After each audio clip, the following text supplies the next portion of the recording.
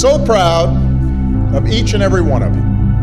We are here today because every single one of you stood tall and said, yes, we can. Yes, we can learn. Yes, we can succeed.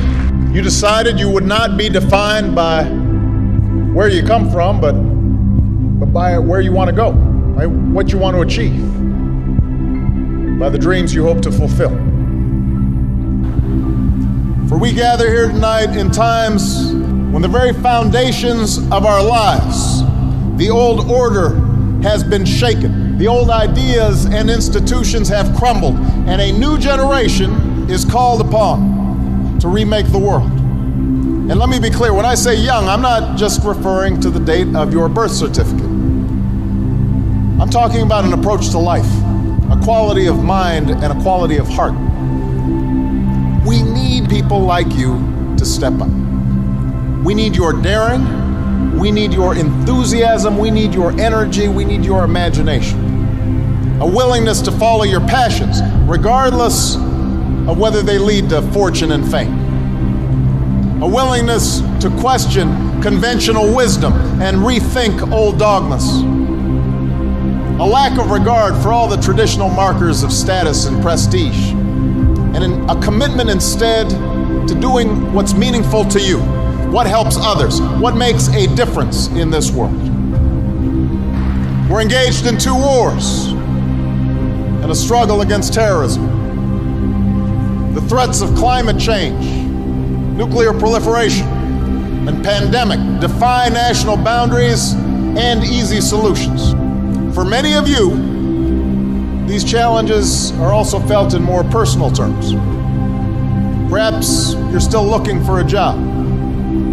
You're struggling to figure out what career path makes sense. Now, in the face of these challenges, it may be tempting to fall back on the formulas for success that have been peddled so frequently in recent years. It goes something like this.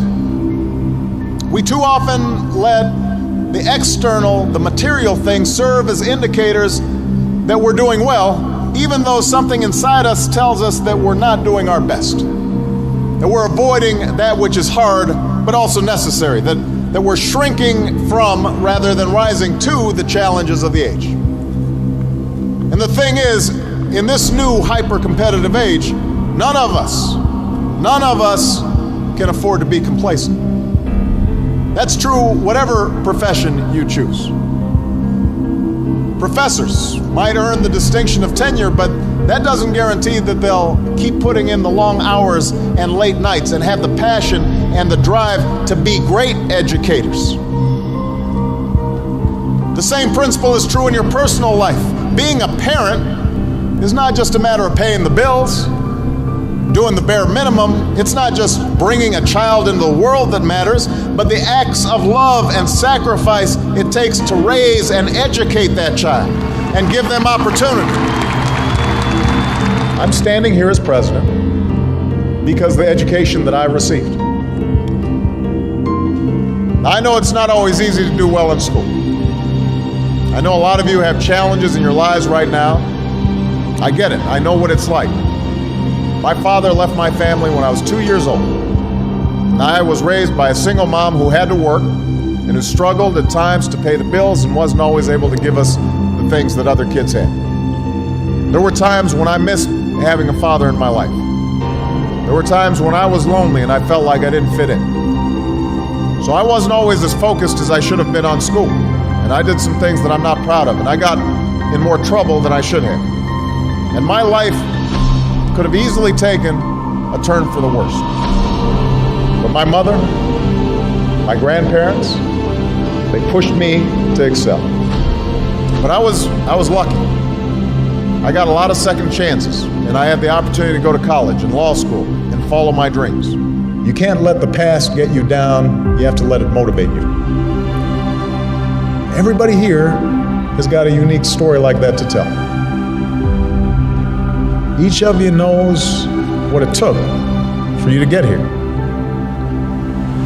But in reaching this milestone, there's a common lesson shared by every graduate in this hall. It's not where you are or what you are. It's who you are. Because life will throw some things at you. Truth is, not a single one of the graduates here today has had as easy. Not a single one of you had anything handed to you on a silver platter. You had to work for it. You had to earn it. Most of all, you had to believe in yourselves. Yes, you've always been underdogs. Nobody's handed you a thing. But that also means that whatever you accomplish in your life, you will have earned it. Whatever rewards and joys you reap, you'll appreciate them that much more because they will have come through your own sweat and tears, products of your own effort and your own talents. You've shown more grit and determination in your childhoods than a lot of adults ever will. That's who you are. We need everyone to broaden their ideas about what is possible. We need parents, politicians, and the media to see how success is possible, how success is happening every day. So that's why I came here today. Because if success can happen here, you have everything you need to get started. You've got no excuses. You have no excuses not to change the world. Did you study business? Go start a company. Or why not help a struggling non-for-profit find better, more effective ways to serve folks in need? You study nursing? Go. Understaffed clinics and hospitals across this country are desperate for your help. You study education? Teach in a high-need school where the kids really need you. Give a chance to kids who can't get everything they need maybe in their neighborhood, maybe not even in their home, but we can't afford to give up on them. Prepare them to compete for any job anywhere in the world. You study engineering? Help us lead a green revolution, developing new sources of clean energy that will power our economy and preserve our planet. Find somebody to be successful for. Raise their hopes. Rise to their needs.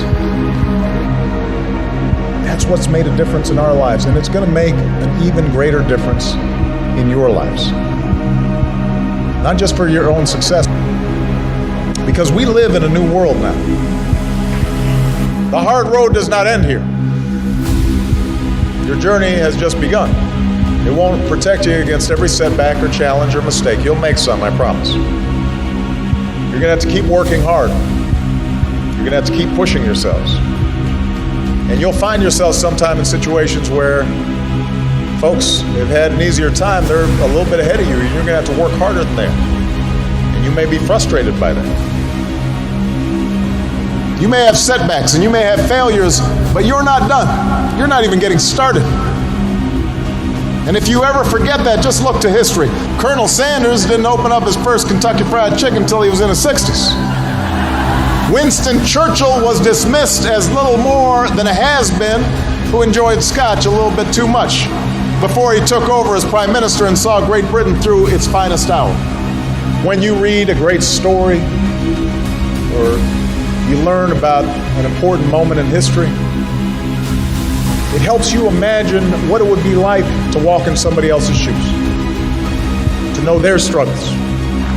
Each of them, at one point in their life, didn't have any title or much status to speak of, but they had passion, a commitment to following that passion wherever it would lead, and to working hard every step along the way. But if you do push yourselves, if you build on what you've already accomplished here, then I couldn't be more confident about your futures. I'm hopeful and I'm excited about what all of you can achieve. And I know that armed with the skills and experience and the love that you've gained, you're ready to make your mark on the world. So thank you. Thanks for inspiring me.